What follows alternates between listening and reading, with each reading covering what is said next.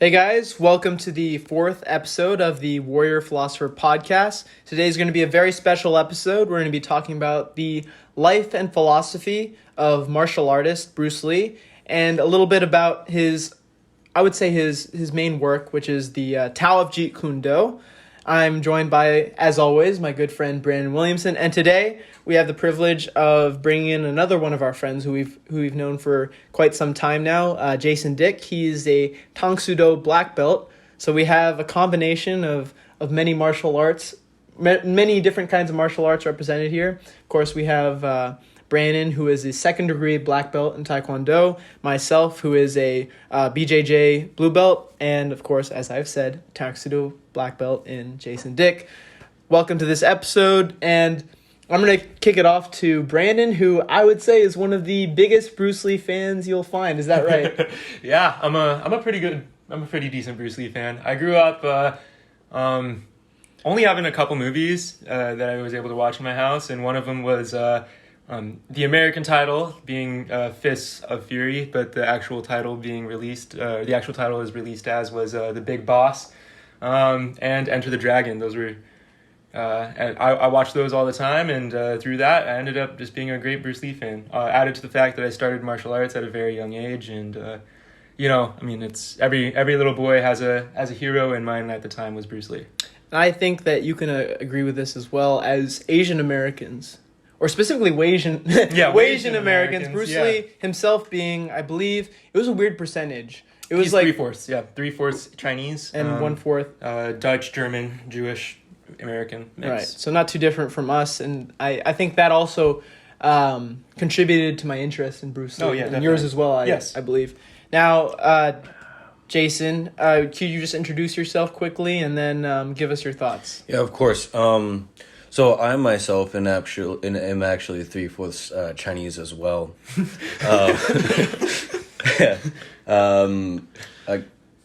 I grew up with a lot of respect for Bruce Lee. Never really looked into his works, but obviously as a martial artist coming up, as a kid through my teenage years and young adulthood, Bruce Lee had a lot of influence over the culture. And you could never say his name without, the room lighting up. And I just think that this read was a very interesting experience. Yeah, definitely. And what do you say your favorite Bruce Lee movie is? Enter the Dragon. Enter the Dragon's a good one. That's one of my favorite as well. I'd say it's probably... Now, I think we've disagreed on this before. I think I would say that's the most well-known Bruce Lee movie. I think it had the best box office performance, at least in the United States. Yeah. And internationally. Well, yeah, internationally, definitely. Way of the Dragon might be a little bit well-known. So real quick, I'm going to talk about Bruce. I'm just going to give a little quick introduction to Bruce Lee's life and then talk about his movies. So Bruce Lee was born in 1940 in San Francisco. To two Chinese parents who did traveling Chinese theater. And being born in San Francisco, he became an American citizen, right? Being born in America. After that, his family moved back to Hong Kong, where they lived through the Japanese occupation of Hong Kong. But shortly after the occupation, Bruce Lee's father, who, as I had previously said, was was big into Chinese theater, started putting Bruce into the Chinese theater as well. Bruce, so then he grew up doing, in Chinese theater at the time, was very revolving around acrobatics, and Chinese acrobatics being Kung Fu. Bruce Lee grew up with an interest in Kung Fu as well as an interest in acting. As he grew up through the ages, he started dancing, doing cha-cha. That was his favorite type of dance, as well as he started getting into fights as well. He got into so many fights that his teachers decided that it'd be best for him if he enrolled in an actual martial art. So one of his... He was at a Catholic school. So Patrick, you went to a Catholic school. I don't know what they'd be called. Catholic schools. Well, no, like the... you had like a counselor, in the Catholic Church, what would that be called? It was like a... Priest? Not just a priest. I don't know. It doesn't necessarily matter what his title was, but one of the fathers at the church decided that Bruce should enroll in boxing. as well as Bruce in his off time seeking out famous martial artist Ip Man, who initially Ip Man's students told Bruce Lee that he couldn't train there because Bruce being part white, and it was against Chinese martial artist philosophy at the time to teach towards foreigners. Bruce being not fully Chinese was considered a foreigner. He was literally a foreigner, technically. Yes, he also literally technically was a foreigner. However, Ip Man decided that he'd still take Bruce Lee under his wing and train Bruce Lee privately. So from there, Bruce began competing in fights, in boxing, and in Wing Chun as well. And that's where he was able to get out of the street fighting a little bit. However, it was a short-lasted adventure. He still got into a couple more fights, and then him and his family decided it'd be best if he moved to America. Wasn't that because he had gotten into a fight, I believe, with a member, if I remember correctly, it was a member of one of the local gangs in Hong Kong. It was... That's up for debate.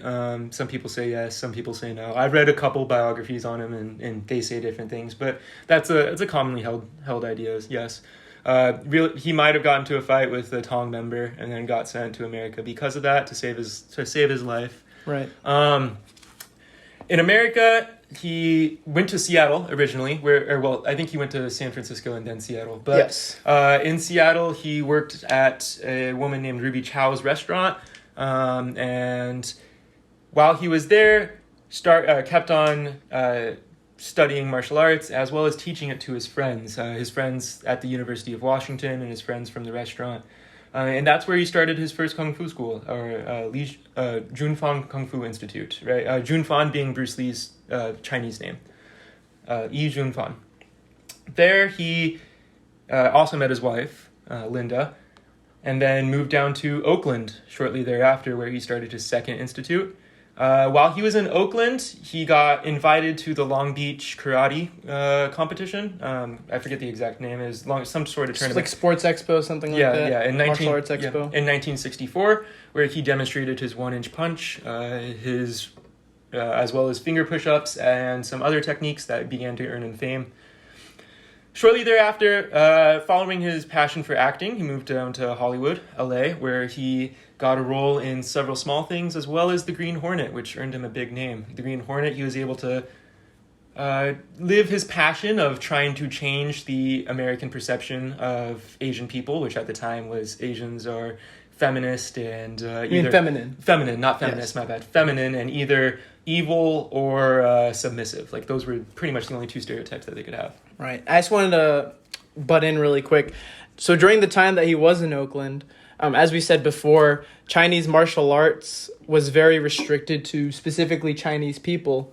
So much so that when he began teaching in Oakland, there was actually a lot of backlash from the Chinese community back in mainland China that felt that because he taught to everybody, regardless of race, white, black, Asian, didn't matter. They felt this was an insult to the tradition of their martial arts and the tenets of what they believed in. So they sent, I believe it was a Shaolin monk. Yeah, northern Shaolin kung fu artist. Wang Jackman. And the legend sort of goes that they agreed to have a no-holds-bar fight, and the winner would, if Bruce Lee won, he would be allowed to continue teaching, and if Wang Jackman won, Bruce Lee would have to stop teaching. Now, there's a lot of legend behind the actual fight. Yeah, it depends on who you ask. The Lee family says the fight lasted 3 minutes and ended with Bruce Lee submitting Wang Jackman after 3 minutes, very short. If you ask Wang Jackman, and his report that he gave to local newspapers was that the fight lasted 25 minutes, which is that's way too long. Yeah, rather long for a martial arts competition, and ended in a draw, as neither martial artist scored a decisive hit on the other. However, Bruce Lee was winded, and they decided to stop because of that. Now, you say that seems like a long time for a fight, but I actually disagree, because if you look into the inception of like the UFC, for example, and they had no time limits, there'd be fights that went on for hours. Mm-hmm. Because of the fact that if the skill level is really close and neither individual is willing to fully engage because they're afraid of potential counter strikes or what have you, that these things can transpire for a long time. So I wouldn't say that's impossible. No, definitely not impossible. And also, if you were talking to the news, if you were, this is my opinion, if you were lying about it, I feel like you'd try to lie and make it sound like you won. Yeah, realistically, I mean, I don't think Bruce Lee submitted him in 3 minutes. No. I mean, so I don't know. It's up and it's down. What we do know from the event is that Bruce Lee wasn't satisfied with his performance. Mm-hmm. And this inspired him to turn away from Wing Chun. Before this, he would have considered himself just a Wing Chun martial artist. This inspired him to turn away from Wing Chun, believing that Wing Chun had failed him, as well as turn towards cardio, right? Right. This is why a lot of people believe the Wong Jack-man story, because he was winded, per Wong Jack-man, and then Bruce Lee goes on in the future to talk very, very highly of the importance of cardio. Versus he didn't teach this, but he didn't really teach this. And a big part of the Tao of Jeet Kune is about conditioning. Yes. Right. Yes. That makes a lot of sense. Yeah. So, anyways, back to LA. While he was in LA working with Hollywood, he began to teach martial arts, specifically his new style that he was working on called Jeet Kune, or the Way of the Intercepting Fist. He began to teach that to different people in Hollywood, Sharon Tate, Jay Sebring, people like that. Big names at the time were learning from Bruce Lee. However, his passion was still acting and trying to change the perception of the Asian American. So he began working on a show called The Warrior. Mm-hmm. And while he was working on The Warrior, Hollywood didn't really like it and didn't think that it was going to get accepted by the American population, and they decided to rename The Warrior to Kung Fu, right, and cast a white man, cast completely white David right. Carradine as the main character. Now, of course, The Warrior is on TV today, starring a half white, half Asian man, half Japanese actually. Yeah. What was his name? It's I forget his name. Yeah, but go ahead and look that up, please, Jason. This was the second time Bruce had actually lost a role to David Carradine, who is a white man. Right. So from here, Bruce decides, and his different people in his life decide to talk him into going back to China, or going back to Hong Kong specifically. Mm-hmm. And in Hong Kong, he signed a deal with Golden Harvest and the Shaw Bros, and starred in 3 big movies with them. Before moving back to America not moving back to America, but before deciding to star in a quasi spaghetti western, quasi kung fu, quasi American film by Universal, and then went off to make his own film, and then died during the making of that 5th film. But to talk about the films, his first film released was called The Big Boss in China, but it was mistakenly released in America as Fist of Fury. Now, Fist of Fury was the actual title of his second movie, mm-hmm. Which was mistakenly released in America as The Chinese Connection. And that's actually since nobody happened to ask me what my favorite movie was, that is my favorite Bruce Lee movie. Just to let you all know. Yes, but these movies were very, very well received in Hong Kong, and weren't released in America until Bruce Lee's death, actually. They were posthumously released in America. But The Chinese Connection, or Fists of Fury, was actually crazy popular, because the whole concept of it was about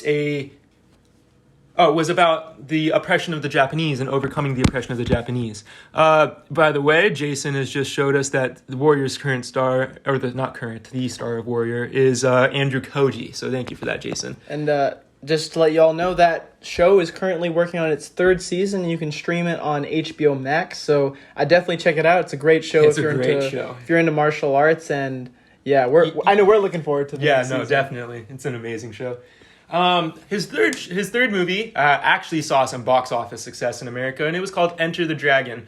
This is one that a lot of people, or most people, know, I'd say. Yes. And it's, a lot of famous quotes come from Enter the Dragon, as well as famous concepts. In the very beginning of Enter the Dragon, Bruce submits somebody via an armbar, mm-hmm. and he's wearing MMA gloves, or at least a early concept of MMA mm-hmm. gloves. Which is very unusual to mix styles, especially at this time. Right. At this time, around this time in history, we're still seeing a very big war between styles. We're seeing Muhammad Ali fight karate champions, and that was a weird fight. Yeah. But we're seeing very, very big things emerge from this. And his fourth movie that he made with a lot of influence from American studios was Way of the Dragon. This is one that I'd say most people probably know. I mean, it's up and down between Enter the Dragon or Way of the Dragon. Mm-hmm. But in Way of the Dragon, that's the one where he fights Chuck Norris, which is realistically his biggest cinematic scene. And then his last movie being Game of Death. Game of Death, he wrote, and I'm going to put a big asterisk next to wrote, because the way Chinese or Hong Kong studio films were made at the time was they'd film all of the fight scenes first without any big choreographing or anything like that. And then after the fight scenes were filmed, then they'd write a script to make the rest of the movie around the fight scenes. So Bruce Lee wrote the scene where he's in the temple and he fights up the layers of the temple, eventually fighting Kareem Abdul-Jabbar, and those big fight scenes. The rest of it was, given that he died during the making of that film and didn't see it to completion, was actually a cardboard cutout of Bruce. So I didn't know that. Yes, there's a scene where he's sitting in the movie trailer and you can watch the actor's body like move and sway, but Bruce's quotation mark Bruce's head just stays in place because it's a cardboard cutout. It's It's kind of creepy. Yeah, it's a little creepy, but it's also interesting because a lot of people this film sparked some conspiracy theories. The curse of the Bruce Lee. No, not yet. This film sparked some conspiracy theories that Bruce hadn't actually died because in the movie he fakes his death. Right. Anyways, yes. After Bruce's death, that's when his legacy really, really got big. Kind of like Tupac or Notorious B.I.G., like once you die, that's honestly what really makes you a legend. His films got released in America and then sparked the Bruceploitation era, where a lot of other Chinese martial arts films were made by people, kind of masquerading to be Bruce Lee. Lots of films were made like Blank the Dragon, just whatever verb or adjective you want for that. And you didn't really see a good successor for Bruce Lee until Jackie Chan with the Drunken Fist. I would say thus far, Jackie Chan's been the most famous martial arts actor. Perhaps it's a toss-up between him and Jet Li. I'd say. Jet Li's more famous, I would say, in China. Yeah. And Jackie Chan has more international acclaim. But like Drunken Master, that was the first time you really saw something capture the same kind of success that we saw with Bruce Lee films. And fun fact about Jackie Chan, he's in Enter the Dragon. Right. He was an extra in 2 of Bruce Lee's movies. And are you familiar with the story about Bruce Lee hurting him? Yes. All right, can you tell that really quick? So that's a good one. In Enter the Dragon, it was during the filming of Enter the Dragon, Bruce is using a bow staff, to fight off people in the basement around here, and he ends up actually smacking Jackie Chan in the face really, really hard. Jackie Chan got hurt from this and laid on the ground and, acted, again, quotation marks, acted like he was hurt. He was actually hurt while Bruce finished the scene. And as Bruce didn't pay any attention to it until the scene finished, and as soon as the scene finished, Bruce ran up to Jackie Chan and asked him if he was okay and apologized for it. But yes, that's a great video if you want to watch Jackie Chan talk about that too. Yeah. I wouldn't have minded getting the shit beat out of me. Yeah, neither did Jackie Chan. Yeah, he was honored. Yeah, but back to his perspective on martial arts. So while Bruce was in America, right? So we saw him fight Wong Jack Man. We also see him learning from a lot of different other martial artists, right? Mm-hmm. He began studying jiu-jitsu. He began studying judo. He learned from a taekwondo grandmaster at the time. So Syngman no, not Syngman Rhee.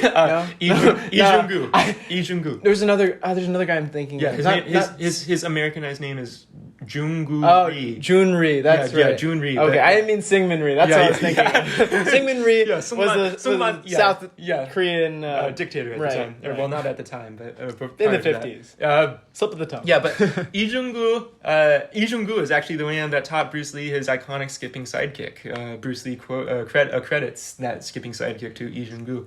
But he also began working on his boxing more, and as well as developing his martial arts philosophy, writing his book, The Tao of Jeet Kune. Again, Jeet Kune being the way of the intercepting fist. As well as... is that what Jeet Kune stands for? Yeah, okay, for some reason I thought Wing Chun was way of the intercepting fists. No, Jeet Kune is the way of the intercepting fist. Well, at least that's what Bruce writes in the Tao of Jeet Kune. Maybe Wing Chun is another translation for it. I'll have to look into that. from there, yeah. So I mean, I can just open this book. I'm sure it says it somewhere. But yeah, anyways, that's not the biggest thing. But yeah, so he starts working on his philosophy.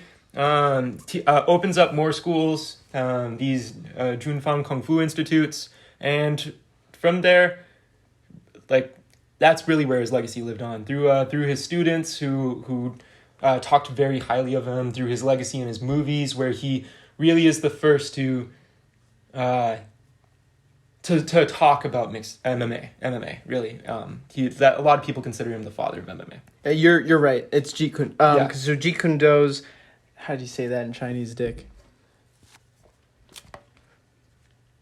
Either way, we'll have him check. He's pluckoing it right now, so there's that. But yeah, I have it. It's Jeet Kune Dao. Jeet Kune Dao. Well, that's probably Mandarin. I assume Jeet Kune Do is the... Yeah. I mean, even the name that you mentioned earlier, what was the name you mentioned? Yi Junfan? For Bruce Lee? Yeah. No, Lee Junfan. Sorry. I'm Korean, so Lee is E in Korean. So in Mandarin, that would be Li Xiaolong. Yeah. Which actually... Li Xiaolong. Yeah. It says it. That was also... Nice. that was also... Xiaolong being one of the... Little dragon. Yeah, the little dragon name also being something that he was known as specifically in mainland China at the time. Or, well, non-Hong Kong, non-Macau mainland China at the time. Right.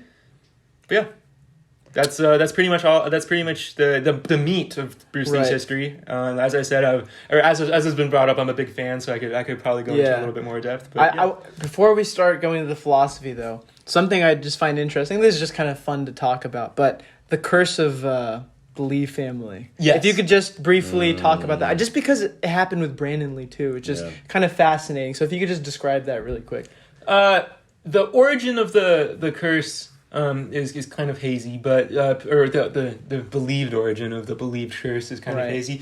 But essentially, Bruce died at a very young age, and he died not during the making of a movie, but in the downtime. Yeah, in the midst of the making of a movie, and his death is relatively accidental. I mean, not relatively accidental, completely accidental. You can't really pin it on anything besides being unlucky, essentially. Was it an allergy, or did he mix two medications incorrectly? I thought it was just like food poisoning from fish. So exactly right. This is exactly right. There's a lot of different theories into it. The actual medical examiner's report says that it was.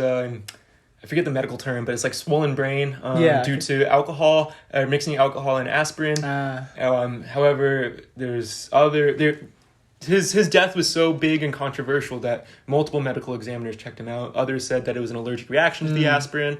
Others said, there's big things here. Some people believe that he was killed. Some people believed that he... Didn't some people say that it was revenge for the gang? Like, there's some... some convoluted conspiracy theories. I wouldn't doubt it, though, if you consider how powerful gangs actually are in China. Who knows? Yeah, who knows, honestly. That's a very valid theory. I don't want to say that's what's fun about it, because it's not fun that he died. But, part of his allure and his legend... It's part of his legend, yeah. Exactly. It's the mysticism surrounding him. The fact that we don't know, and we have all these conspiracy theories, and that kind of adds to the beauty of everything. The fact that people... do know realistically, but you don't know. Right. Like, that's a mix, right? Yeah, he was larger than life. Yeah, larger than life. You can't just accept that it was alcohol and aspirin that killed him, because he's larger than life. Mm-hmm. But again, sorry, I want to go on another little tangent before we get into actually the meat of the book.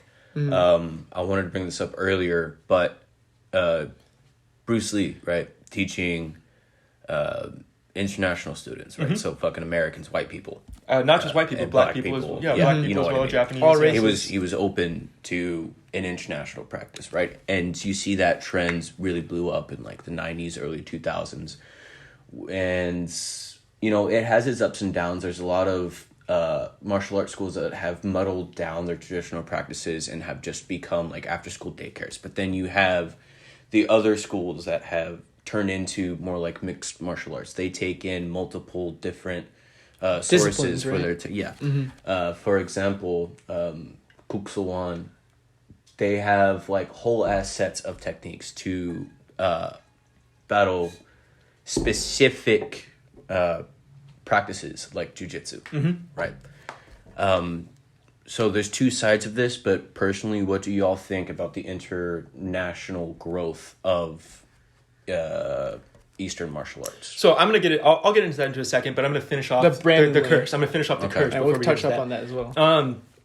Yeah, so Bruce Lee died, right? And there's the allure, there's the mysticism. I mean, realistically, people do know what killed him, but there's also kind of like the mysticism, the myth behind it. Bruce's son Brandon also died in the middle of making a movie. This time, actually on set, when a gun that was supposedly loaded with blanks, right? Was supposedly loaded with blanks killed him. This was in a scene where he was shot multiple times by.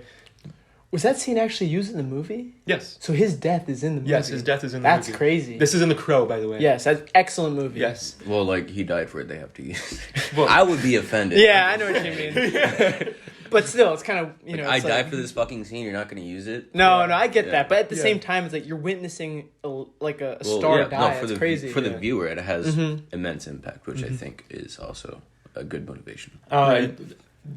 The story goes that they don't know which gun killed him because so many blanks were going off for this. So there's mysticism and allure behind that. Two young stars dying way before their time. It's urban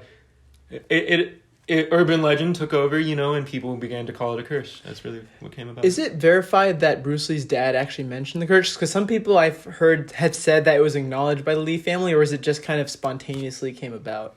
So. No offense to Shannon if she somehow listens to this podcast, but the Lee family is very protective of Bruce's legacy. So if they did confirm the curse, if it had been confirmed, I mean, I wouldn't put it past them. That doesn't really give it credit, right? Like I said, they also believe that Bruce armbarred Wong Jack in 3 minutes, in 3 minutes. We all can kind of agree that probably didn't. Yeah. They anytime Bruce is in the media, or not Bruce, but anytime somebody portrays Bruce in the media, they hate it. Even if it's just like something comedic. I'm a big Bruce Lee fan. I didn't necessarily dislike, or I didn't necessarily like the way Bruce was portrayed in Tarantino. Yeah, in Once Upon a Time in Hollywood. Right. But it's a movie. It's a movie. Yeah. Right. It's comedic. I'm not gonna get. I remember. Obviously, if he was your dad, maybe you have credit to get pissed off. But yeah, they just protect it very well. Go ahead, Jason. I remember loving that movie. It was a good movie. But that was a few years back. If y'all could just refresh my memory. So how was Bruce Lee portrayed in that movie? Yeah. Bruce Lee is very cocky, very arrogant. Which even the Chinese media does that. Yeah, even the Chinese media does that. He's he ends up getting. It was like a tie, that's why. And they were like, tie. oh, he would have won for sure. Yeah. He fights Brad Pitt's character. Who was supposed to be a stunt double. But he was also, that character was supposed to also have been a Green Beret who also trained in unarmed combat. So it's like, I get that it wasn't an accurate representation, but it's just a movie. Yeah, that's also two completely different forms of combat. Yeah. I don't think it would have, if that actual interaction happened, I think it would have been entirely one-sided. Yeah. For either opponent. I can't say specifically which would have won, but you know what I mean. Well, a lot of stories go so a lot of stories exist of Bruce actually fighting stunt doubles or stunt doubles. They're not essentially stunt doubles. Yes, essentially stunt doubles. Also secondary actors, both in Hollywood and back in China as well. It's kind of like everybody wanted the juice. Everybody wanted a piece of Bruce so that they could say, I beat him in a fight. And Bruce is said to have responded very violently to any provocation. If you said you wanted to fight him, he was down to fight. In fact, one of the interesting things is one of the only fights he turned down was a rematch with Wong Jack Man. Oh, yeah. Interesting. I would have liked to fight Bruce Lee. Yeah. I would have loved to get my ass kicked by that motherfucker. Yeah. Honestly. Not to flex or anything, but I think me today, with the knowledge of grappling, could beat Bruce Lee. Just saying. I think I could beat him. All right, weapons combat though. Huh? Okay, well, weapons combat's completely different. But that's still part of his practice. Yeah. Are you saying if Bruce had a bow staff and I didn't, or what are you trying to say? No. Okay. Bruce had nunchucks and I didn't. Sure, but no, you both have the same thing. What if I had my Glock and Bruce didn't? Okay, that's not fucking fair. That's not. I'm actually a samurai in full armor, and he's got nothing. Okay, Brandon, you practice taekwondo, so I know you've picked up a fucking bow staff and nunchucks. Yeah, I'm pretty good with bow staff. Not okay, nunchucks, so bow staff. face it. If you face Bruce Lee with bow staff, Right. All right, before we go any further, I kind of meant that as a joke. All right, I just think it's interesting because we're gonna put that on the back burner. I'm not gonna say I would beat Bruce Lee because I know I'd get my ass kicked by Bruce Lee with a bow staff especially. But it would be a fun match. It would be a fun match. I mean, it'd be a fun match until a 6-foot piece of rattan smacks my face and I. Hey man, you're not conscious for that part, okay? It doesn't matter. So I meant what I said mainly as a joke, but the main point that I meant behind that is that martial arts has evolved so much, even since he did martial arts, right? We know so much more, and it's because of him that I today have the ability to train jiu-jitsu so easily that it's like around us. It's 'cause I'm going back to what you mentioned earlier with the international stuff, right? So obviously I'm partially kidding, but I also have a point to that. My point is that since Bruce Lee had brought all these different people together, it has just encouraged more and more mixing of different martial arts to the point that pretty much every single effective martial art throughout the world is represented in mixed martial arts today. And that's, I believe... Effective martial art. Right. Well, I want to specify effective. Because ultimately, maybe this would have happened anyway, but I think Bruce Lee incredibly sped up the process of which martial arts was brought together because he trained with lots of different people. He trained with Koreans with Taekwondo. He trained with Filipinos. He trained with Japanese people. His best, or not his best, but his favorite student was a Japanese man, Taki Kimura. Right. He trained with Chinese people, obviously. He trained with American boxers, jiu-jitsu, judokas. He trained black people, white people, everywhere around. And that encouraged the future. Like, I don't think ideas like the UFC would have come about so quickly if it wasn't for Bruce Lee, because it was the idea of no holds barred fighting, you know, because up to that point, everything was a sport, boxing, wrestling, that sort of thing. Well, yeah, at least the idea of, the mixed martial artists in UFC. I feel like you would still have things like the UFC, right? But it wouldn't be the UFC that we saw so quickly. Yeah, right? It would have taken more time to develop. Yes, it would have stayed the early day UFCs where you have a jiu-jitsu, you have a Gracie that is like mainly jiu-jitsu and claims that he's a jiu-jitsu practitioner going up against a boxer or a wrestler. Right. You wouldn't have people that don't claim to be a specific martial art but claim to just be a mixed martial artist. Be a fighter, right? No way is the way. No way is the way, right? And Bruce actually talks about this a lot. He absolutely despises. Now we're going into the book finally, right? You know, it's natural way of getting into it. He absolutely despises the concept of traditional martial arts and calling yourself one traditional martial artist. He believes that it's putting yourself. It's typecasting yourself. That's what he believes it is. If you call yourself, for example, I did Taekwondo my whole life, you know. But if I were to just call myself a Taekwondo fighter, you know, and not a martial artist as a whole, then I would look at every fight through the lens of Taekwondo. You know, you're missing the bigger picture. I'm missing the boxing. I'm missing the jiu-jitsu. I'm missing this. I'm missing that. You know, and don't get me wrong. I love. Still, like when I watch the UFC, I think to me personally, there's nothing more exciting than a crazy executed head kick, right? But that's the conditioning in me, but. You know, like that doesn't mean that I don't watch an amazing grappler go out there. I don't watch Charles Oliveira go out there and execute something. He got submitted. Yeah, he did get submitted. Rest in power. I was sad. Shout out to Islam. Okay, here we go. It doesn't mean I don't think it's crazy when I watch Valentino Shevchenko put another jiu-jitsu black belt in a crucifix, right? I think that's still cool, you know? Right. And this is the martial arts that Bruce Lee wanted to see. Envisioned, envisioned, right? He wanted to see people open up their minds, not pigeonhole themselves to one martial art, and open up their minds to that. And it's funny because our last podcast was about the very same thing, but with sword fighting. Yes. Miyamoto Musashi. There's so many similarities between their two teachings, even when we start to go into specific quotes.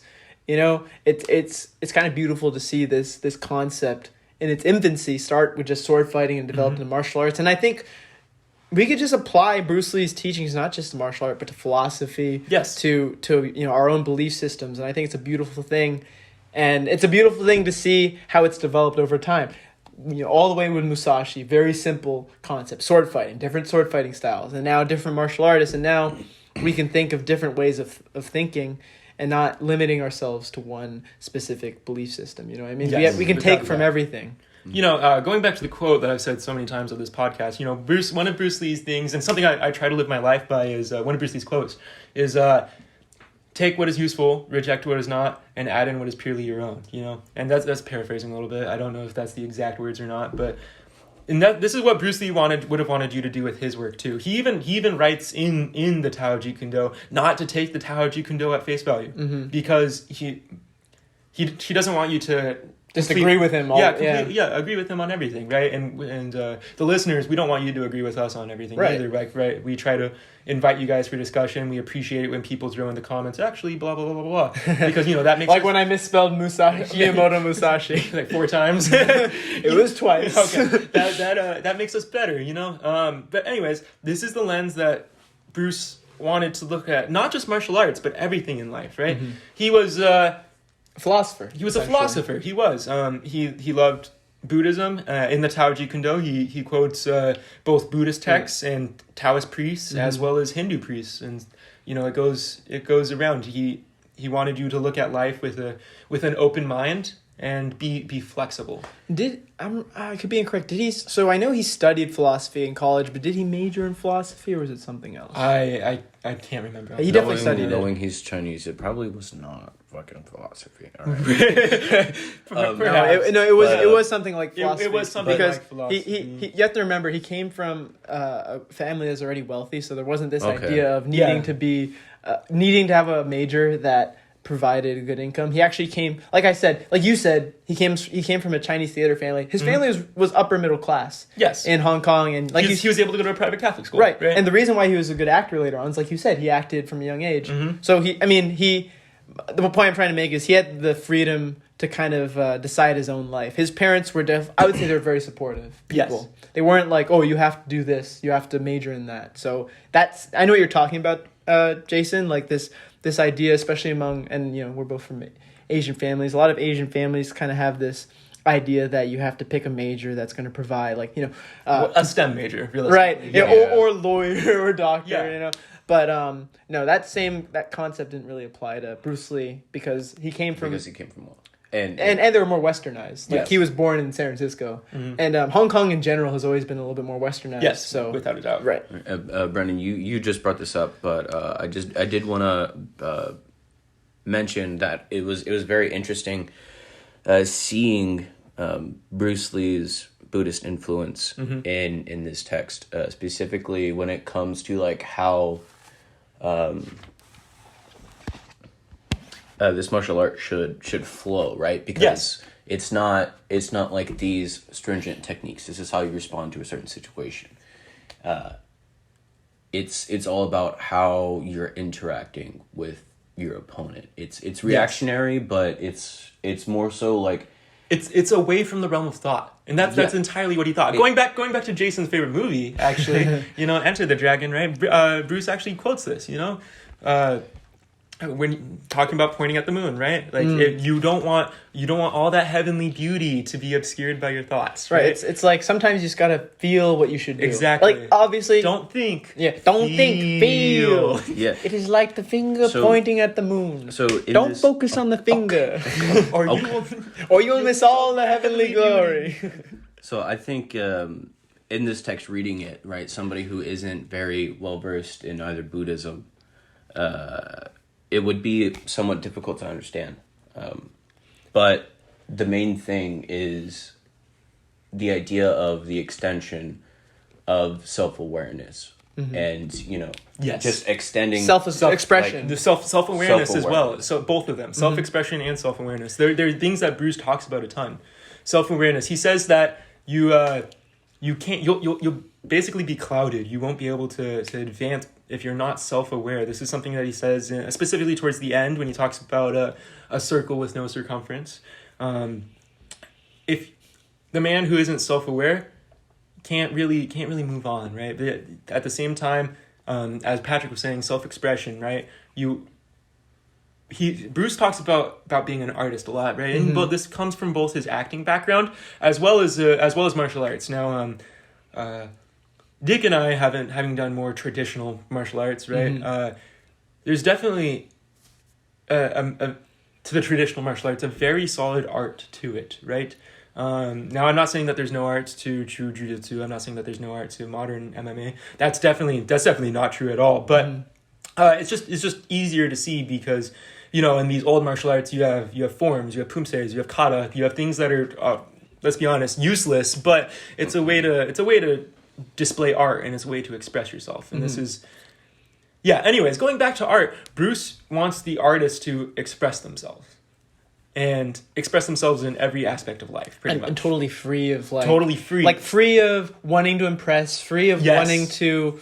Basically, it's weird. It's hard to explain, but it's like the void, almost. Yes. It's like... Musashi's void, yes. Yeah, you just have to... If you free yourselves from all these restrictions. Because he sees wanting to win as a restriction. Mm-hmm. He sees wanting to do something to impress. There was like the 6 rules or something like that. You know what I'm talking about? Yes. Are you talking about the 6 failures? He has lots of... Maybe. I think it was in the first part. It was... there were 6 specific. I think it was somewhere here. Might have been... Here, I'll try to find it in my book. But he gives 6... Are you talking about the path to truth? Maybe. Is there 6 of those? No. I'll look for it. But he talks about 6 specific things you shouldn't do. Yeah, that's the 6 failures. That's at the... That's what towards page the is end. That? That's towards the end. The 6 failures. I just want to read those out really quick. The 6 things that bring you failure. Right. Just bear with me, listeners. While he's searching for that, going back to. Oh, never mind. He found it. So right. Go ahead. The 6 diseases. 6 diseases. And just before you listen to this, think of these as limitations, right? To truly expressing yourself. So the 6 diseases: 1, the desire for victory, as we explained. 2, the desire to resort to technical cunning, so like cheating. Mm-hmm. 3, the desire to display all that has learned. Like just because you've learned a new technique doesn't mean you should use it if it's not applicable. 4, the desire to awe the enemy. That's just arrogance, right? Number 5, the desire to play the passive role. Obviously, you can't be afraid to do certain techniques. And 6, the desire to get rid of whatever disease one is affected by. I like that one because we all have like these flaws within us. And of course, we should work to get rid of these flaws, but we can't let those flaws, make us like, for example, you still have to be comfortable with who you are. Yes, without a doubt. And not let that. It's like we talked about love the sin or hate the sin. Yes. Right. So don't let that stop you from being. You have to love yourself and you have to be content with yourself. Mm-hmm. No, without a doubt. And this is something that Bruce talks about a lot too. So going back around this time when he talks about a circle with no circumference, it's a really difficult concept. He doesn't want his follower, he doesn't want the reader to pigeonhole themselves, essentially, right? But here you go. I'm gonna read a quote. This is actually right after the 6 diseases. But to desire is an attachment. To not desire is also an attachment. To be unattached then means to be free at once from both statements, positive and negative. This is simultaneously both yes and no, which is intellectually absurd. However, it is not so in Zen. So Bruce, being a Zen Buddhist, advocating for Zen Buddhism, right? This is honestly something that we can relate to from a Judeo-Christian perspective as well. So specifically a Christian perspective. I'm not, maybe take out the Judeo there, but you don't want to desire from Christianity, right? Like perhaps desiring too much. That can lead to very sinful life. Mm-hmm. But in striving to be Christ-like, we don't want to have to constantly think, oh, this is bad, oh, this is bad, oh, this is bad. We should strive to get to a point in our life where we don't even have to be, oh, this is bad. It's almost like looking at it from the perspective of Jesus, right? Jesus wasn't, realistically, Jesus being perfect, he wasn't tempted. I mean, okay, so he was physically tempted by the devil, right? Mm-hmm. But he wasn't tempted, being perfect, being sinlessness, or being sinless, not sinless. Sinless, yeah. Being sinless, right? And this is the state that we should essentially try to reach. We should try to reach a state of where we are so, I don't want to say moral, but we are so at peace and self-aware that you don't need to desire to be better because it happens naturally. Is that kind of what you're talking about? Yeah. That's the state that we should try to desire to be at. Yeah, because he talks about don't desire to have no desires. Yes. Either. It's like, I'm trying to think. There's a good example that I could think of. It's like, like the kind of person that says, I don't care what people think about me. That's what you want people to think about you. Yes. So yeah, Bruce has another quote on that. So, when he was talking to a reporter at one point in time, the reporter asked him if he was good or something like that. Oh, if he was a star. No, I'm thinking of something different. No, it's not that one? No. You know what I'm talking about though, right? Perhaps, but yeah. So Because there's something very similar to what you're saying. Is like a reporter asked him if he sees himself as a superstar, and he says he hates the word superstar. Okay, no, that's not what I'm thinking of. I know what you're talking about. You've seen that interview? Yeah. So, no, what I'm talking about is somebody asked Bruce if Bruce thinks he's a good martial artist. And Bruce says, I'm not going to say I'm a good martial artist because then you'll think I'm boasting. I'm also not going to say I'm a bad martial artist because then you'll think I'm being too modest. Oh, because he talks about fake humility as well. Yeah, fake humility, right? So, it's kind of just turning yourself, living life. Right? Yeah. Maybe. Yeah. I really don't know. There's a better way to say it than just saying living life. You know. But I guess it's just accepting things as they are. Yeah. It's the Miyamoto Musashi first tenet in the Dakota is accept everything just the way it is. Yes. I would say that would, like, his response was very in line with his philosophy and just how he thinks and acts. It wasn't really so much like an avoidance of boastation or humility. It was just more of like, I am what I am. Yeah. And I'm not this, I'm not that. Definitely. Yeah. Right. Like that's actually a great way to put it, Jason. Like, I am what I am. I'm not going to tell you that I'm good because it's going to leave a bad taste in your mouth, and I'm not going to tell you I'm bad because it's also going to leave a bad taste in your mouth. Yeah. Just take me at face value. Or don't take me at face value because you wouldn't like that. But anyways. Hey, everything is, there's two sides to everything. Yeah, there's two sides to everything. But yes.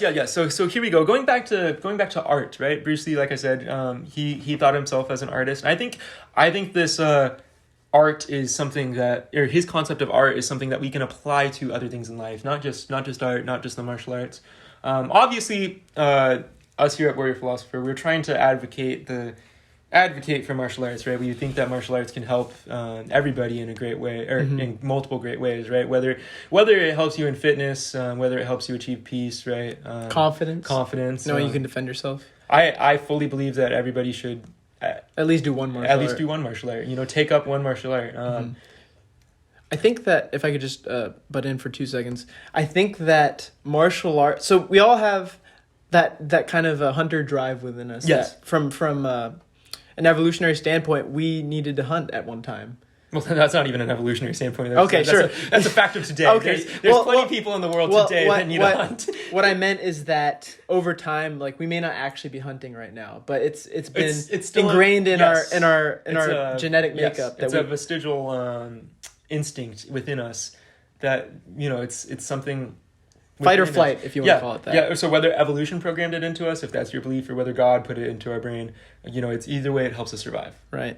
So, you know, over time, I'd say that the necessity, or the way you do violence, right? Because essentially it's like an aggressive necessity, right? To fight off, like, you know, a long time ago, people fighting off lions, you know, or, okay, that may be a generalization, or, well, you know, fighting off predators, or hunting prey.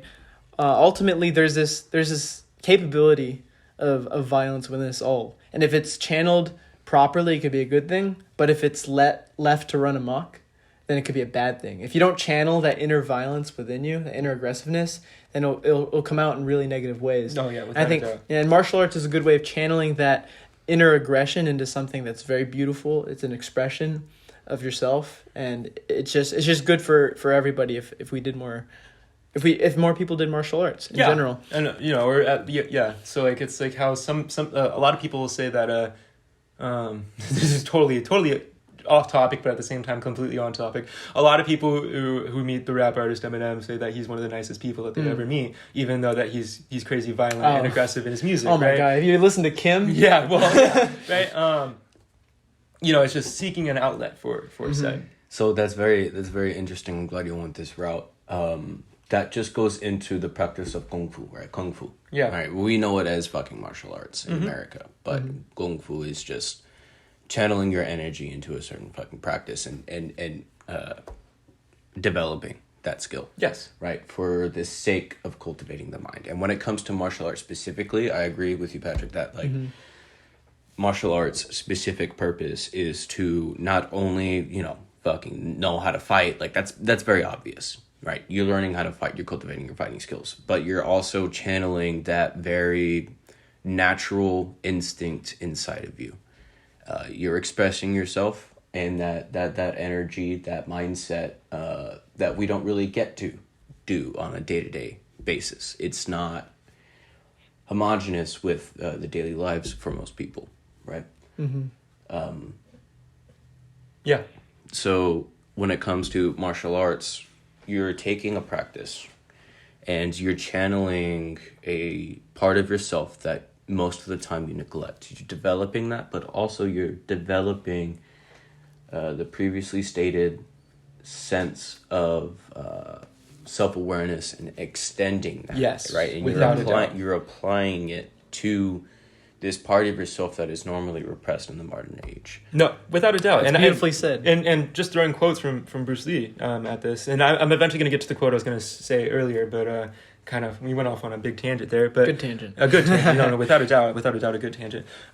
This is from the Tao of Jeet in the section Art of Soul. Art reveals itself in psychic understanding of the inner essence of things and gives form to the relation of man with nothing. Nothing being italicized here. With the nature of the absolute. Art is an expression of life and transcends both time and space. We must employ our souls through art to give a new form and a new meaning to the nature of the world. And then skipping down a little bit. Art helps you eliminate not clear thinking and function from your root. Art is never decoration, embellishment. Instead, it is a work of enlightenment. Art, in other words, is a technique for acquiring liberty. And then down a little bit more, skipping a little bit more forward. Artless art is the artistic process within the artist. Its meaning is art of the soul. All of the various moves of all the tools means a step on the way to the absolute aesthetic world of the soul. So what I personally glean from this, relating it back to martial arts, because that's my art of choice, is when I practice martial arts, I don't think of it as I'm trying to create this art. I don't think, to be honest, right? Right. And Patrick and Jason, they can relate perfectly to this. I just do, right? And as I'm doing it, I feel at peace. This may sound somewhat masochist to some of the non martial arts practicing listeners, but even if I'm getting choked out or even if I'm getting punched in the face, there's a peace. Yeah, there's a peace, right? It's simple. It's simple. Yeah. I'm most of the time able to remain calm in those situations. That's one of the greatest things you can have. Yeah, exactly. I'm able to remain calm in those situations because it's almost like it's the inner thing within me. It's the undescribable. It's the void. It's the italicized nothing within me that is I'm able to relate to at this. I'm able to make a relation with and act with at this point in time. I love that you brought this up. This reminds me, I back in 2017, I think, I won an open tournament in fucking Virginia or some shit, right? And I come back home and one of the authors, I guess, writers for my school newspaper, right? She interviewed me just to get my take on like the nature of martial arts and what I did. And in this interview, I explained how simple martial arts is in the actual practice, how it can give you a sense of peace. And she looked at me funny because she was like, what do you mean you're like punching each other in the fucking face? Like, that doesn't sound peaceful to me. And it's like, okay, it doesn't sound peaceful to you. We're punching each other in the face. But your relationship with your opponent is very simple. Yes. We're punching each other in the fucking face. And there's no hatred with it. There shouldn't be. Let's say that there shouldn't be. Shouldn't be. It's a very simple relationship interaction, and it's very beautiful in my opinion. I think most people that stick with martial arts generally lose the emotional, the emotional attachment to fights. If you know what I mean. Yeah, no, not just that, but even if you watch people that enter a fight hating each other, how often do they walk out with respect for each other? Assuming that they most of the time. Yeah, assuming that they were left it all out there. Yeah, or that they were fair to each other. Like they weren't like poking eyes, or doing low blows. But you watch so many people that walk into a fight with so this is This is an interesting example to throw out there, but Nate Diaz and Conor McGregor, right? Mm-hmm. Oh, in the second fight? Yeah, in the second fight. Even in the first fight. Even in the first fight, they walked out respecting each other. And in my opinion... You mean they walked out disrespect? They walked in... Oh, walked out. Yeah. Okay. So they walked out to the ring, right? Like that walkout. Just like not... Disrespecting each other, right? I mean, if you watch the pre-fights, they clearly had zero love for talked the other. Talked a lot of trash. But afterwards, they respected each other, right? Yeah, you could clearly fights. See it, both fights, right? And then, in my opinion, the animosity shown towards the other person afterwards was mainly just for publicity. That's my opinion on the event. I'm neither of them, so I can't say that for a fact. But how often do you walk out of a fight or like even in my experience, like when I was younger, when I was like early teen, I actually got into fights with people. Mm-hmm. I can't think of a time that I walked out of a fight still having the same more problem. Angry. Yeah, I was still having the same problems with the person that I had when I walked into the fight. So right. Absolutely. And that's the thing, especially in this day and age. I feel like violence, if it's done badly, is bad. Yes. But violence, if it's like controlled, like, we're talking about martial arts, I don't think it's a bad thing. And the problem is that so many people have that violence in them, but they don't have an outlet to express it. So you see these, I would call them orgies of violence. That you have like school shootings, you have gang violence, this sort of thing, right? And it's a horrible way that violence has come out, Yeah, like you have bad. But it's violence in its violent nature. I know that's a fucking oxymoron, but I know what you mean. No, yes, it's controlled chaos is what we should see. You're right, right. They're violent for the sake of violence. Where your violence, you should know that if it's aimed badly, it can be a bad thing. But if you channel it into martial arts, then you're expressing yourself. Your violence can be used in a form of expression, like, through beautiful kicks, beautiful techniques. Whereas if you don't have that outlet, you're not physically healthy because you're not, because also, like we said, it's also a fitness thing, right? Yeah. The less physically fit you are, the less mentally fit you are, the more prone you are to depression, such things like that. So, I completely agree with that. Right. I think, and this might be taken the wrong way by some people, but I think you guys would agree, if more people did if we all did martial arts, there'd be a lot less school shooters. Yeah, I think not just a lot less school shooters. You could name a crime statistic, and I think there'd be a lot less of it for the violent crimes. Less gang violence too. So, speaking personally, right? I don't practice martial arts anymore. I could say that with fucking confidence. I no longer at the moment. I'm gonna get back into it. Right, I'm just not in a position to do it right now. But I do not practice martial arts at the moment, and I have never been more angry or hateful with myself than I am right now. Mm-hmm. Yeah, because I came up practicing martial arts. There's always been this sort of like buffer zone of release and contemplation, right? And I bet your dojo was like a second home to you, right? 100%. I spent like every day there except for Sunday. And right now I have the most problems I've ever had in my fucking life because I think it's because I stopped practicing, and there's that lack of like taking care of myself physically and mentally. I feel the same way. Like I've kind of been slacking on the training for the past 2 months, and I definitely feel like less peace than when I am training. And of course, we're all in the military, and there's a lot of stressful times right now in terms of schedules, and so naturally it's a lot harder for us to do what we love. Yeah. Right now, not that it's an excuse, but. Or not to try to make an excuse, but you know what I mean. Yeah. It is more difficult than when we were kids and we had no responsibilities. Oh, yeah, you just come home and you either play video games or you do martial arts, right? Like those are the only two things. I'd come home, eat, go train, and that was perfect and simple. Right now we have bills, we have all these responsibilities, and the beautiful simplicity. Damn, we're getting old. But my hair's thinning out. But then that also goes into how we choose to live our lives. We've made a decision that we can't really change right now. We have to go through our contract. We have to see it out. But I think this should help us figure out how we want to live our life after we get out of the military. I think I'm definitely going to go back to my dojo. Right. But you're going to live a life where you have the choice to do so. Because right now, like I said, the schedule is so tight and everything. We don't really have the choice to put all our time into the things we love. So I think this experience, for example, where we feel more angry, we feel less at peace, should tell us, okay, in my future, I'm going to live my life in a way that I can do these things that I love that I know will make me a better person, make me happier. Because I completely agree with you, Jason. Like, I feel less at peace now without my outlet of being able to train. And, like, I still could train right now. It's just harder at the moment. And there's a lot of things going on in my life, money-wise and all that. But I completely agree with that. And I think you can agree with that too, Brandon. Yeah. life is better when you have the things you love. You have those outlets, and yeah, I 100% agree. Yeah, no, I mean, that's it, pretty much. Like for that, yeah. I mean, we're all in agreement with that. Yeah. Now, going back into the the book itself. That was a good tangent, but we did go off on a tangent. I do want to bring it back really quick to one quote that's been sitting with my mind for a little bit. I think I've kind of told you before. We discussed a little bit. I've been learning a little bit more about empiricism. Yeah, versus deontology. Oh no, that's deontology versus consequentialism. This is empiricism versus rationalism. Right. Yeah. So for those of you that don't know, empiricism is the belief that we attain most of our knowledge through experience, whereas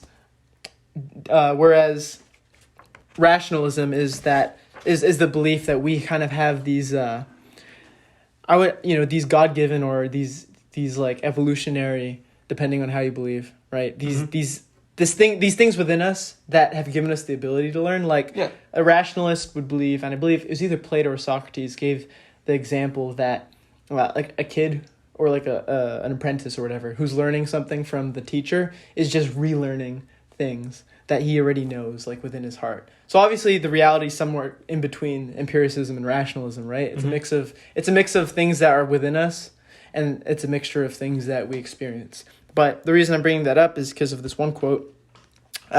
Thinking is not freedom. All thought is partial. It can never be total.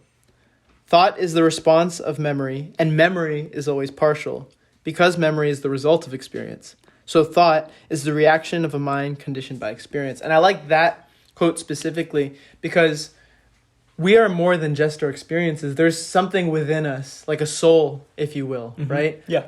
Which makes us more than just the things that we experience in life. Like there's that moral compass, for example, within us.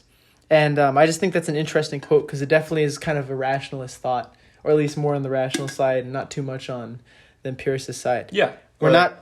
Oh, sorry, what were you saying? Like how, you can take 8 people and have them look at the same picture and they'll take 8 different things out of it, Like it's like that, yeah. That's exactly what I was going to... That's one of the examples that when I was doing my studies of these things that they brought up. So everyone perceives things differently. So there's something unique within us.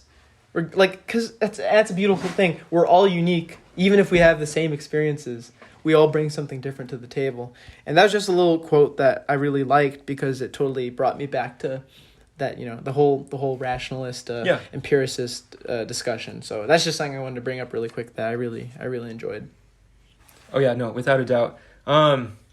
There was a quote that you said you wanted to bring up, or did you already talk about that? I think I already talked about that. Okay. That was the one about art when I went through. Okay, for art. sure. Yeah, right. Like why it's important to express art. Yeah,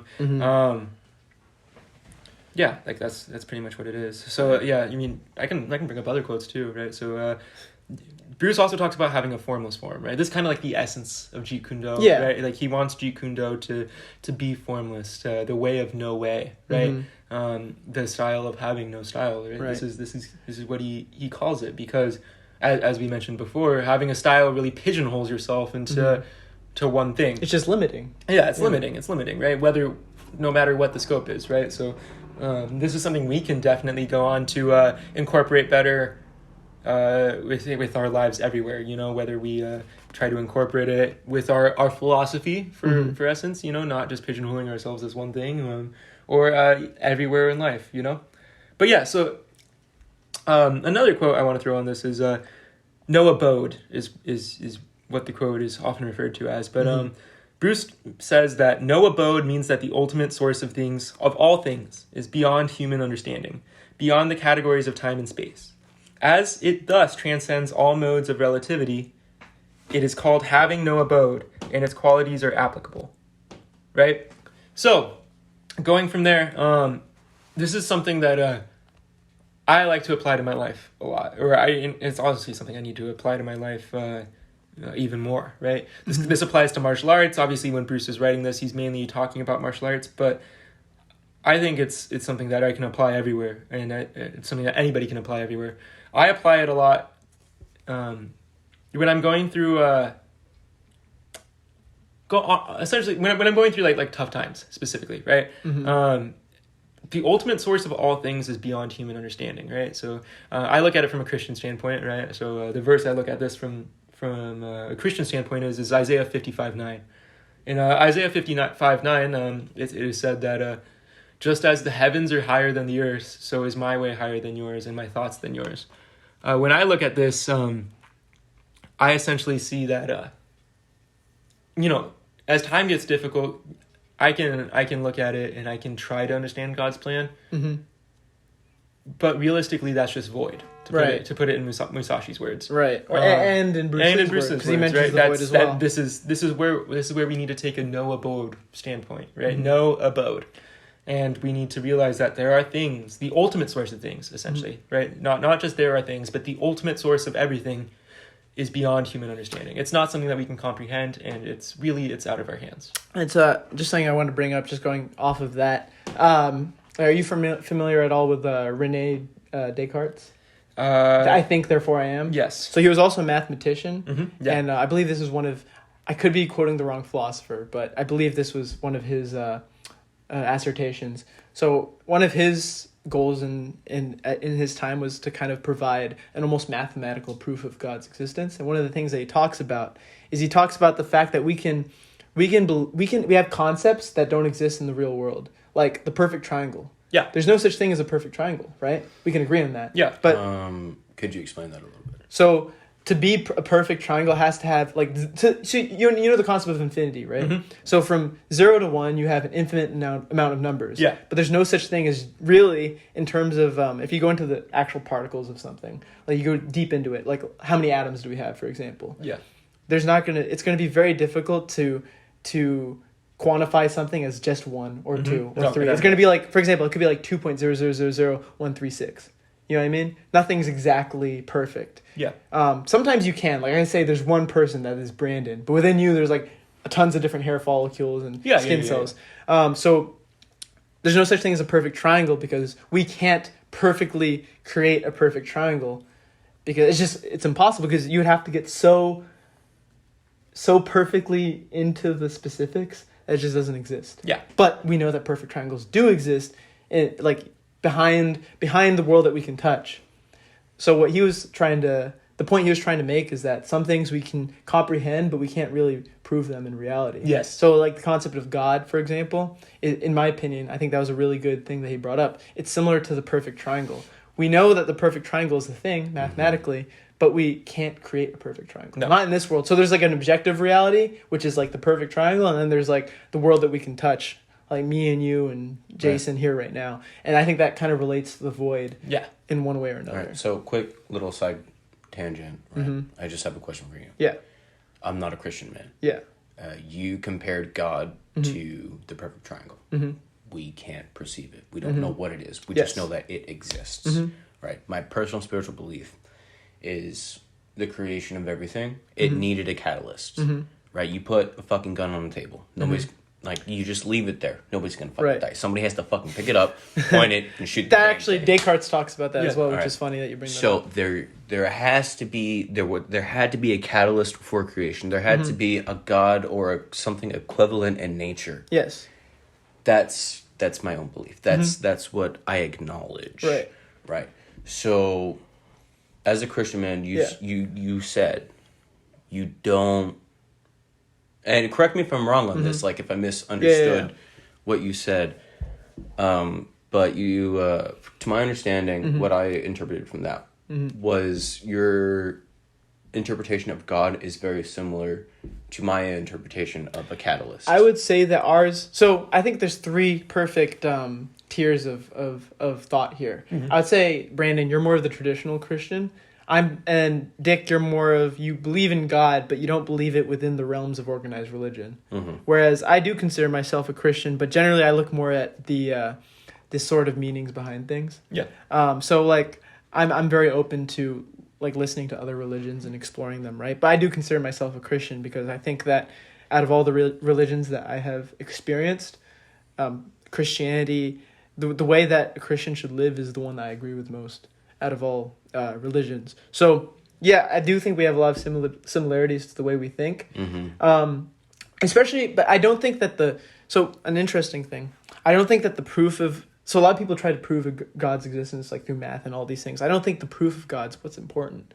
It's more of the messages we through different religions, the messages that come out of that, of how we should live, living in a way that, our God would deem as correct. Because ultimately God is the ultimate good, right? Yeah. We can all agree on that, right? Would you say that if someone created, us, they would most likely be the ultimate good? Or are you kind of more... I would say it would be everything. Everything, right? The ultimate evil, the ultimate good, because all of this is their own creation. So that's where I would disagree, right? That's where our beliefs would transfer over. Okay. And I'd go more in the realm to Brandon. I do believe that inherently, and this goes to rationalism, right? The idea that there are innate, intrinsic values within us. Mm-hmm. Ultimately, we don't want to do evil. And even evil people, there's still a slight part of them that's going to be telling them not to do it. Yeah. I don't think any of us... Unless they're like incredibly sick. Right. To the point where they're not. But even psychotic people, I'm sure there is. I don't know because I'm not a scientist. I'm not a psychologist. I don't know. But I would imagine there's still some humanity within a person who might be very mentally ill. Yeah. In terms of like like being a psychopath or narcissist, this sort of thing. Yeah, I mean let's just stay. I think we should stray back to the realm of the topic of this podcast. Not because this is an important discussion, and not because there's a lot to pull out of this, but it's important to get back to this specific topic for this. Yeah, we're running a little bit long on time, and also we don't want to. Patrick and I have talked about this before. We want to stray away from that's what I was getting to. Like, I don't think that talking about what exists and what doesn't is really important right now. I think finding meanings out of things is what's most important. Let's bring it back, but I just want to say one thing. As a non-religious man, I don't consider myself spiritual either. But I think the word I use for creation and the word you use is very similar. Yeah. Right, so it both revolves around. This is why Bruce here chooses the word the ultimate source of all things.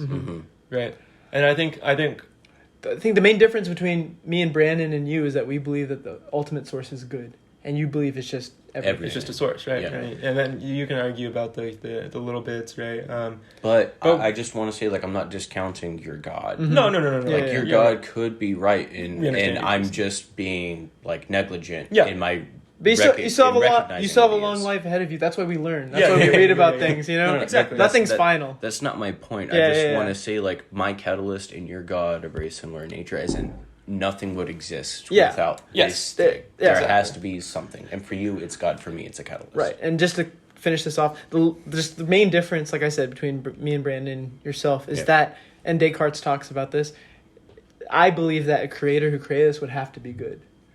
Because... otherwise, Descartes talks about, I don't know if it's Descartes, but it's like it's an analysis of him. It's like, how do we know we don't have an evil demon tricking us every day? None of this is real. Brandon doesn't exist. Jason doesn't exist. I'm in a fantasy land. And the only way I could prove that doesn't happen, that reality is that God is good. And God is ensuring that I'm seeing things as they are. Yeah. To an extent, right? Because obviously we perceive things differently. So yeah, we'll finish off that tangent. But you're right. We have some similarities, but I do believe that a creator has to be good. Yeah. Otherwise, I can't base anything on anything. Otherwise, why is there morality? So that's just my point of view. That God has to be good. Otherwise, why the hell does anything exist the way it does? Why do we have to be good? And I do believe we have to be good so that there's the most amount of we have to eliminate evil, and the only way that you have a real justification to eliminate evil is if God is good. Would you agree with that, Brandon? Yeah. Okay, cool. But anyway, back to the thing. Right. I think all of our tangents are pretty good. Yeah, all of our tangents are pretty good. This was definitely. I want to come back to this eventually. Another podcast. If not here, just like one-on-one. Yeah, sure. But we'll probably do more podcasts about religion in general and the philosophies behind it. Whatnot. Bring me on just as the guy that's. Oh yeah, Jason will actually be joining our team as a video editor. For some of our projects. I used to do this quite often. So nice. That's good to know. Welcome. Welcome, Jason. But yeah, so Yeah, no, this was definitely a good podcast. Something that we're all very passionate about. I think we insane, very passionate. Especially once we got into 20 minutes in and we really started getting comfortable, because obviously it's the first time all three of us done a podcast together. Out a dynamic. Yeah, we all talk like this in person, but it's the first time for like an audience. Yeah. But no, this is a really good one, and we could definitely we're definitely going to be doing a lot of stuff about martial arts in general, so we can have cool conversations like this again. Yeah, definitely. I say to wrap it up, let's go back into the conversation that we never finished. Yeah. Talk a little bit about Chinese connection. Why is that your favorite? Thank you. Yeah, just to wrap it up, So end on a very light note. Right. So funny thing about most of his movies was that they were all dubbed in Mandarin for like the wider audience in China, but like the original language is supposed to be Cantonese, but then they dubbed it in English for English. Anyway, just a fun fact, right? But Chinese Connection, it was one of the first Bruce Lee movies I had watched that was not super. It wasn't one of the big ones like Enter the Dragon, so it felt unique to me. Yes. Real quick, the reason that we're using the term Chinese Connection is because, as I mentioned earlier, Fists of Fury, for some terrible reason, applies to two movies. And we all know that the original Fist of Fury is Chinese Connection, but just for the sake of clarification. Right. So Chinese Connection, basically, quick plot is the Bruce Lee comes back to China, or to the specific town in China. His master has just died, supposedly, potentially was poisoned by Japanese. This is like China was occupied by Japan to an extent. And the main premise of the movie goes around him fighting for justice for the Chinese because they're being abused by the Japanese. And I just love the movie. There's so many badass scenes. Like the scene where he goes to the Japanese dojo and he's like fighting against 30 people at one time and he flips out the nunchucks. Yeah. And then the ending. I guess, you know what? If you're listening to this and I spoiled it, I'm sorry. But you asked me why it's my favorite movie. Spoiler alert. End the podcast now. If you don't want a spoiler, right here, I warned you. Right now, end it. Spoiler alert. The end of the movie, he basically is about to turn himself into the Japanese to save his school, I believe, was what it was. And, the Japanese are there with their rifles, and they're about to shoot at him, and he just looks at them stoically, no fear in his eyes, and he jumps up into a jumping sidekick, and then it ends right there. And that is just badass to me, That's pretty badass. Yeah, that's just my favorite movie, and I love the martial arts choreography in it, and I like it because it's purely an Asian movie. Yeah. And I think that's, I love Enter the Dragon, don't get me wrong, but it's nice to see something very authentic and very specific to the culture that is meant to be in. Yes. Without a doubt. And it's for similar reasons why I like Big Boss. Right? Yeah. So Big Boss, which was released in America as Fist of Fury. Fist of Fury. It's my favorite because it's similar thing to what Patrick said at the end. It's authentic. Enter the Dragon. Don't get me wrong. Enter the Dragon's like a very close second to me because I think the fight scenes in American Dragon, Enter the Dragon, one of the best. Yeah. Incredibly badass, right? So it's hard to discount any of his fight scenes because he choreographed it all. He was he's an insane martial artist without a doubt. Enter the Dragon has some insane stuff like the fight in the Hall of Mirrors. I think that's the freaking slashes on his chest. The whole fight going through the tournament. That's all. Oh yeah, cool. when he kills the guy who killed his sister. When he kills Bolo. No, when he kills the guy who killed his sister. I don't even know if he killed Bolo. Maybe, but it was the O'Hara guy. O'Hara. But yeah, so the problem I have with Enter the Dragon is because it's not necessarily authentically Bruce. Now, none of these are necessarily authentically Bruce because Bruce didn't write the script beyond choreographing the fight scenes for these. However, it's kind of like Bruce is just on a mission. It's like secret agent. It's not just pure martial arts for Enter the Dragon. However, Big Boss is more not a story I can relate to because I've never been in the scene, but it's definitely I've never been in this situation, but it's definitely a more relatable story. I'll just go through the plot, just like Patrick did. So Bruce goes to live with his family, right, out in further out from where he used to live from before. But before he left, he made a promise to his mother that he would never use martial arts for violence, due to circumstances in his past. he goes to work for his family. He has a good, tight relationship with his cousin, his female cousin, as well as his other cousins that are all male and work at this ice factory. Strikes break out at the factory. The factory manager ends up killing a couple of the workers. So a couple of Bruce's cousins go to find the workers, and they end up also getting killed by the factory manager and his gang member bosses. From there, Bruce has to kind of take revenge for all of this. The rest of his family's ends up getting murdered besides his female cousin, who he has to save in the end. But the whole premise of this is eventually coming to the discovery that sometimes there are situations where you have to be violent, and it's not necessarily being violent to be violent, but it's being violent for the greater good. That is sake of justice. Yeah, for the sake of justice, right? That's the premise of this. Right. Also, the fight scenes are pretty badass. There's always that. Yeah, right. There's the skipping sidekick that I mentioned earlier. There's a fight in the courtyard of the mansion of the big boss. The big boss? Yeah, the big boss. And there's also, the skipping sidekick where he kicks a dude through a wall. I don't know. It's just cool. Yeah. I like all that. But yeah, that's why it's my favorite. Nice.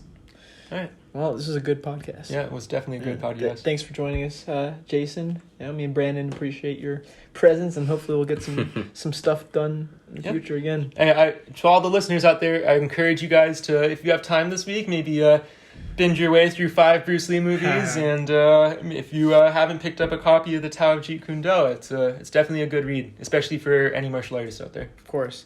Yeah, thanks for listening. Hope you guys have a safe Halloween. Don't do anything too crazy. I've had a pretty lame Halloween. I haven't done anything. Halloween is tomorrow. We're not even there. But it's going to... when people listen to this, it's probably going to be Halloween. Okay, so you're anticipating a horrible time tomorrow. I see how it is. No, it's okay. It's okay. Maybe we'll not have a lame Halloween. I don't know. I'm pretty lame right now. We'll have fun. Don't worry about it. Yeah. Anyway, thanks for listening, and we'll see you next time. Happy Halloween. Happy Halloween. Happy Halloween. This is the Warrior Philosopher, building the foundations of the warrior philosophy.